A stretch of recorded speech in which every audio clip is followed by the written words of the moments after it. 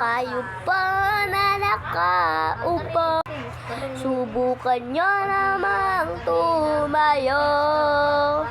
At baka matanaw ninyo ang tunay na kalagayan ko. Ganito kasi yan.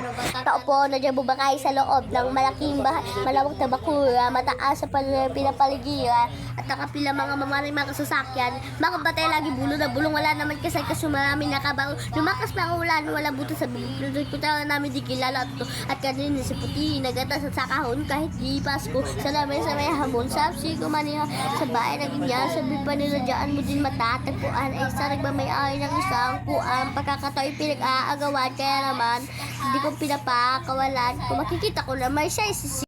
Kayo pa na nakaupo, subukan nyo naman tumayo. At baka matanaw ninyo tunay na kalagayan ko.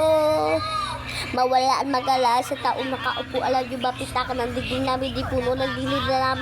Pinagtapit-tapit niya sa gabi, subang init at tumutunaw na yan. Di kaya ilagay sa inumin, patukul uling-uling. Gamit ang haling silang inay na may kayaman sa kaldeo. Pag nagagamit lang pag kami na misum, pasok kulang na kulang pa rin. Ulang na toyotosin, kasi sa pesos ka lang mo pagkasain. Di ko alam o maraming araw, nagbubulag-bulagan lang po kayo. Dahil sa dami ng pera nyo, walang doktor, makakapagpapalinan ng mata nyo kaya.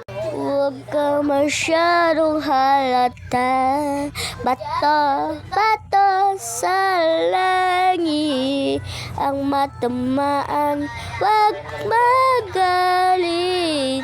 Bato sa langit ang matamaan ay wag masyadong halata. Wag kang masyadong halata. Hey, wag masyadong halata. Wag masyadong halata.